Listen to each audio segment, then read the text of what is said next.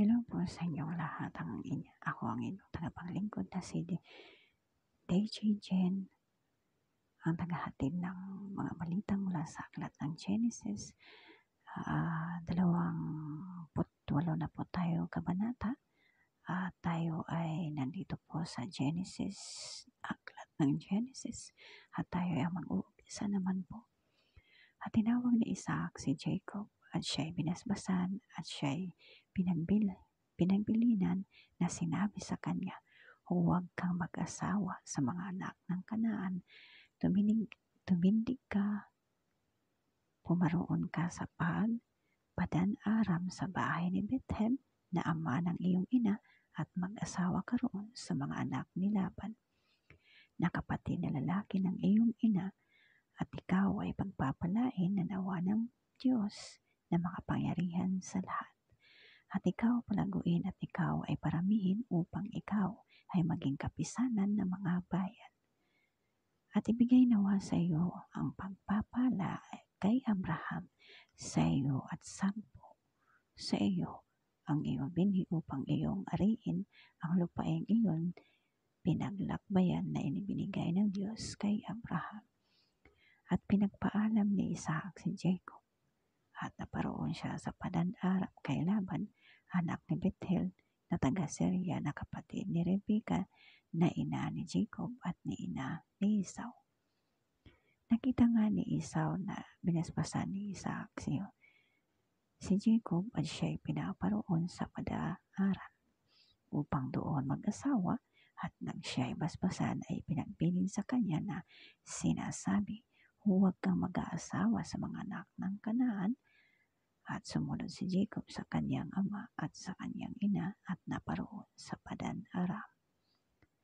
At nakita ni Esau na hindi nakalulugod ang mga anak ng Kanaan kay Isaac na kanyang ama, at naparoon si Esau kay Ismael at nag-asawa kay Mahalet na anak ni Ismael na anak ni Abraham na kapatid na babae ni Nabiot, bukod pa sa mga asawang mayroon na siya.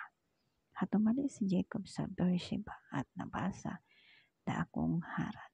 At dumating sa isang dako at napaaran ng buong gabi roon sapagkat lumubog na ang araw, at kumuha ng isa sa mga baso sa dakong yaon at ininagay sa kanyang ulunan at nahiga sa dakong yaon upang matulog. At nanaginip at narito ang isang hagdan na ang puno ay nasa lupa at ang dulo ay maabot sa langit, at narito ang mga anghel ng Diyos na nagmamanhik doon. At narito ang Panginoon ay nasa kataas-taasan niyang at nagsasabi, ako ang Panginoon ng Diyos ni Abraham na ang iyong ama at ang Diyos ni Isaac. Ang lupang kinahihigaan mo ay ibibigay ko sa iyo at sa iyong binhi. At ang iyong binhi ay magiging parang alabok sa lupa, at kakalat ka sa kalunuran at silanganan at sa hilagaan at sa timugan, at sa iyo at sa iyong binhi ay pagpapalain ang lahat ng mga angkan sa lupa. At narito ako'y sumasa iyo at iningatan kita saan ka man pumaroon, at pababalikin kita sa lupang ito sapagkat hindi kita iiwan hanggat hindi ko magawa ang sinalita ko sa iyo.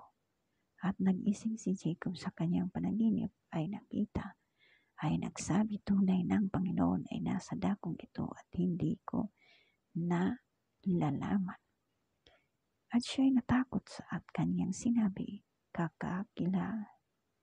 kakilabot na dako ito, at ito'y hindi ba kunting bahay ng Diyos, at ito ang pintuan ng langit. At si Jacob ay bumangong maaga, kinamugahan, at kinuha ang batang kanyang inilagay sa ulunan niya at ang kanyang itinayo na pinakaalala at kanyang pinuhusan ng langis sa ibabaw. At ang pinangalan niya sa dakong yaon ay Bethel. Datapwat ang pangalan ng bayan ng unang Luz. At si Jacob ay nagpanata na sinasabi kung sa akin ang Diyos at ako'y iingatan sa daang ito na aking nilalakaran at ako'y bibigyan ng tinapay na makakain at damit na maisusuot. At ano pat ako'y makabalik na payapa sa bahay ng aking ama ay ang Panginoon na ang magiging aking Diyos. At ang batong ito na aking itinayon ay pinakakailalala ay magiging bahay ng Diyos at sa lahat ng ibigay mo sa akin ay walang pagsaalang sa kasampung bahagi ay ibibigay ko sa iyo. Yan po ang balita mula sa aklat ng Genesis 28 po. Sana'y po'y maintindihan niyo po ang mga katagang na inihatid ng balita mula sa aklat ng Genesis 48 po. Sana'y pagpalain po kayo ng Panginoon at ako'y sana'y pakinggan sa mga hinihatid kong balita mula sa aklat na ito at pagpalain po kayo. Magandang gabi po sa inyong lahat.